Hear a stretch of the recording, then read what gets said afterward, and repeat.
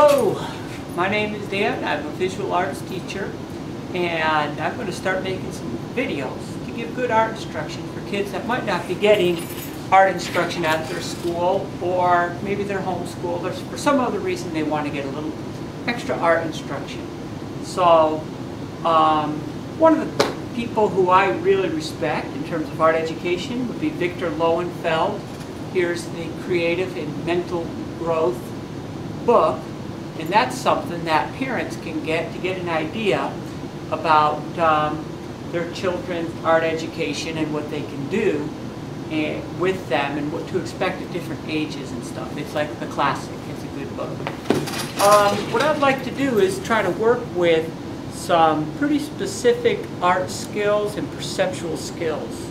Things like how to make some things look close and some things look far away. That's the idea of space. I'd like to work with some color ideas. Just to give you an example for today, I'll go into this deeper later, but one thing that I'd like to see is kids have a chance to work with the idea of overlapping. Now I'm talking about kids maybe in first, second, third, even into fourth grade. There's a lot you can do with overlapping. That simply means putting one thing in front of another, like this arm is in front of that arm. Let me show you what I mean here.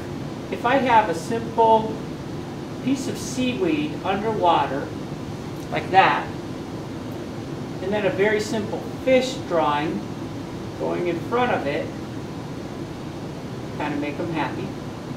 Maybe put a little thing there. The line of the seaweed should stop at the edge of the fish here. You come out the other side. And that's called overlapping. That's putting one thing in front of another. That's a pretty basic idea, but there's a lot you can do with it in your drawings, and you can make a whole project just based on that idea. And that would be a great project for parents to work with their children on, to get them to understand the idea of space, the illusion of space on a two-dimensional surface like a piece of paper. It's like the first basic idea that you can work with, but there's so much you can do with it. And that's what I want to go into later. Now here's what I'm going to do. I'm going to try to put, or I will commit to putting one video up per week with good art instruction. And each video, each one of those videos, I'll try to put it up before Monday or during the weekend. Each one of those videos should have some sort of project that you can work on. Either if you're a child, you can work on your own, or work on preferably with your parents. In addition to that, I'm going to try to put together some other videos, maybe interviews with artists, and whatever comes up that's art related that I think could enhance the art education of children and kids who aren't really receiving any art education, or maybe need to supplement their art education. Maybe they're gifted in art and they only have very limited art instruction. Those are kids who could really benefit from taking some of these very basic ideas like overlapping and really expanding on them. Now, in terms of perceptual growth, again, you might want to get this book if you're the parent of a child who's gifted at art, and just look at it, get a sense of how you can aid in your child's perceptual growth.